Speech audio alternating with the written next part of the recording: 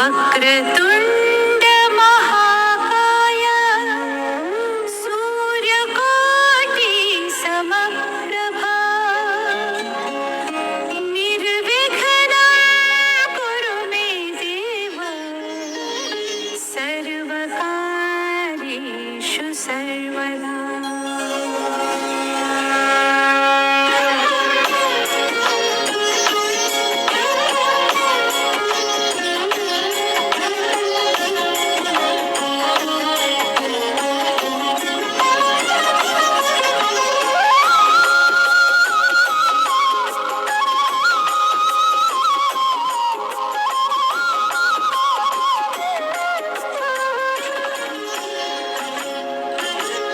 वक्रतुण्ड महाकाय सूर्यकोटि समप्रभा निर्विघ्नं कुरु मे देव सर्वकार्येषु सर्वदा।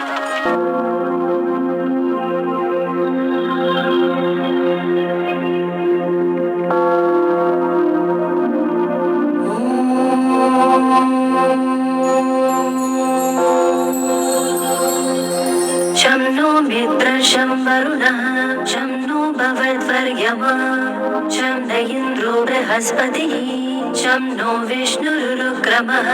नमो ब्रह्मणे नमस्ते वायो त्वमेव प्रत्यक्षं ब्रह्मासि त्वमेव प्रत्यक्षं ब्रह्म वदिष्यामि ऋतं वदिष्यामि सत्यं वदिष्यामि तन्मामवतु तद्वक्तारमवतु अवतु माम् अवतु वक्तारम्।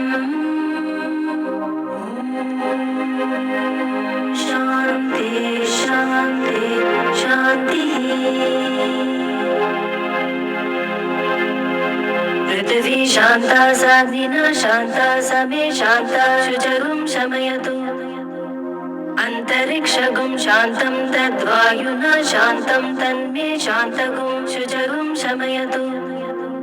द्यौ शान्ता सादित्येन शान्ता समे शान्ता शुचरुं शमयतु।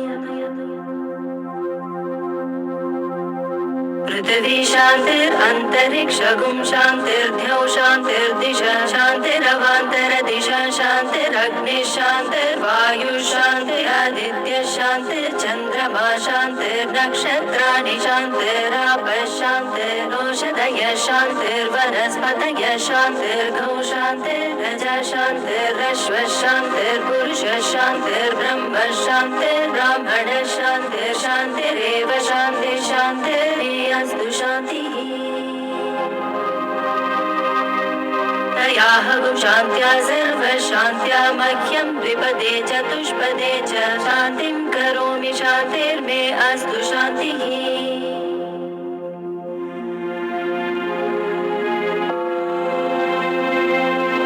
अथ शंवति सूक्तम्।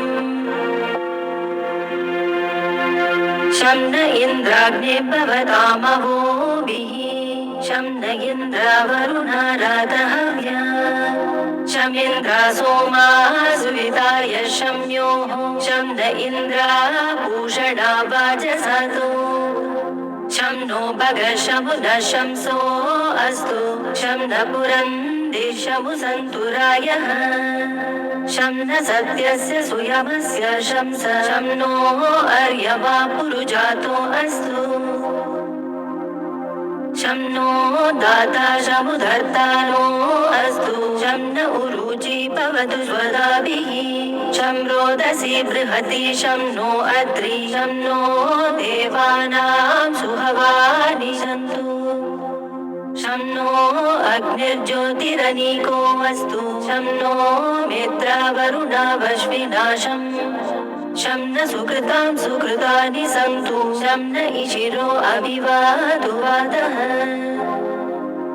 शं नो द्यावा पृथिवी पूर्वभूतौ शं अन्तरिक्षं दृशये नो अस्तु शं न ओषधिर्वनिनो भवन्तु शं नो रजसस्पतिरस्तु जिष्णुः शं न इन्द्रो वसुभिर्देवो अस्तु शं आदित्यैर्वरुणशुशंसः शं नो रुद्रो रुद्रेभिर्जलाशः शं न स्त्वष्टाग्नाभिरिह शृणोतु शं न सोमो भवतु ब्रह्म शं नो ग्रावाणशमु सन्तु यज्ञाः शं न स्वरूणामितयो भवन्तु शं न प्रस्पर्शं वस्तु वेदिः शं न सूर्य उरुचक्षा उदेतु शं न चतस्रः प्रदिशो भवन्तु शं न पर्वता ध्रुवयो भवन्तु शं न सिन्धवशमु सन्त्वापः